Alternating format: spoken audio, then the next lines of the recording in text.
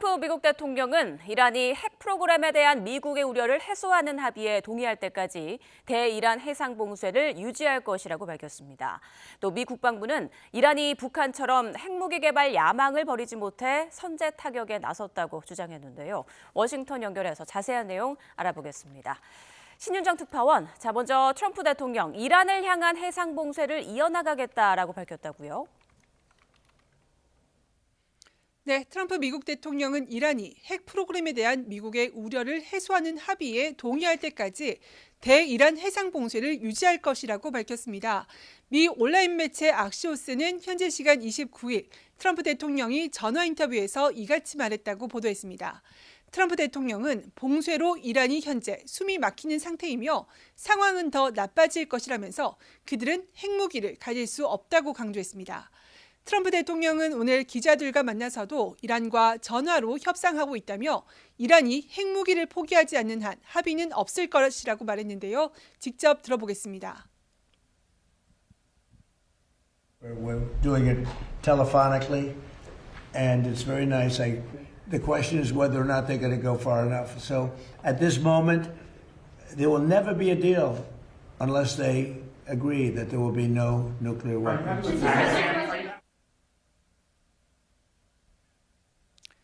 트럼프 대통령은 이란에 대한 해상 봉쇄는 천재적인 조치였고 100% 완벽하게 작동했다면서 언제까지 지속할지에 대해서는 이 자리에서는 언급하지 않았습니다.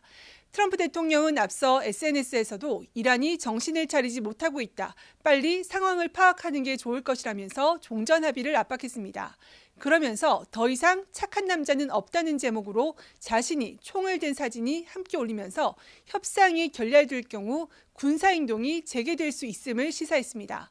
이와 관련해 악시오스는 복수의 소식통을 인용해서 미 중부사령부가 협상 교착을 타개하기 위해 이란에 대해 단기적으로 강력한 공습을 준비하고 있다고 전했습니다. 이란이 해상 봉쇄에 굴복하지 않을 경우를 대비한 것으로 보입니다. 네, 그리고 트럼프 대통령, 푸틴 러시아 대통령과의 전화통화에서 러시아의 이란 전쟁에 대한 관여를 거부했다고요? 네, 두 정상은 전화통화에서 다음 달 9일 러시아의 2차 세계대전 전승절을 맞아 우크라이나와 휴전하는 방안을 논의했는데요. 푸틴 대통령은 또 이란 전쟁에도 도움이 되고 싶다는 의향을 표명했지만 트럼프 대통령은 우크라이나 전쟁을 끝내는 데 집중하라면서 사실상 거부했습니다.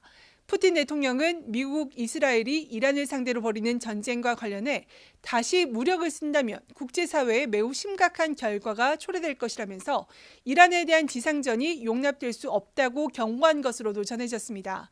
트럼프 대통령은 푸틴 대통령이 이란의 농축 우라늄 문제와 관련해 지원 의향을 보였다면서 나를 돕기 전에 당신의 전쟁을 끝내길 원한다고 말했다고 설명했습니다. 잠시 들어보겠습니다.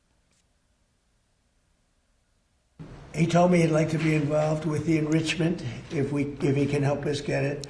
I said I'd much rather have you be involved with ending the war with Ukraine.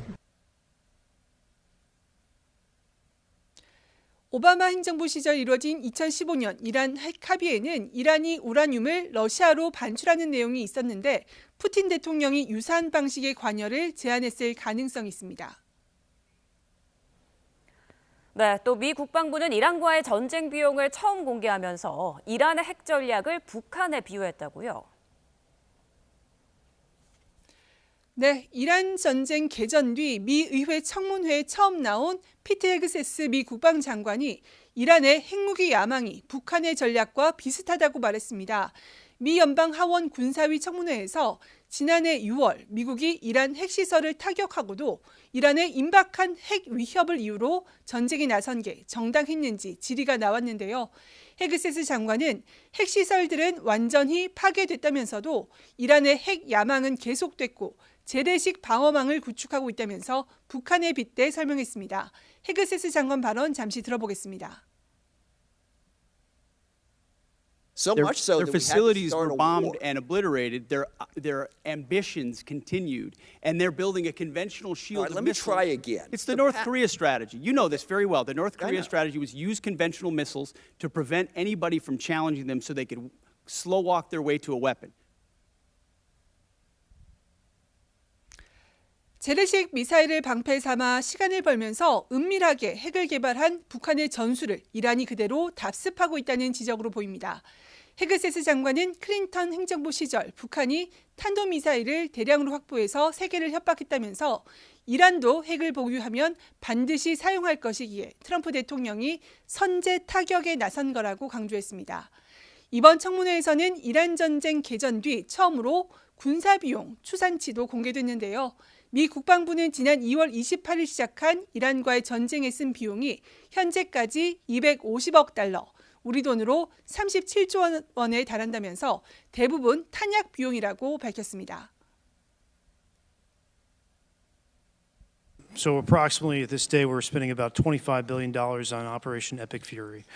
Most of that is munitions. There's part of that is obviously O&M and equipment replacement. 허스트 차관은 이 비용에 중동 지역 기지 복구와 재건 예상 비용이 포함됐는지에 대해서는 구체적으로 밝히지 않았는데요. 이에 따라 미 국방부가 어떻게 이 금액을 산출했는지 불분명하다는 지적도 나오고 있습니다. 지금까지 워싱턴에서 YTN 신윤정입니다.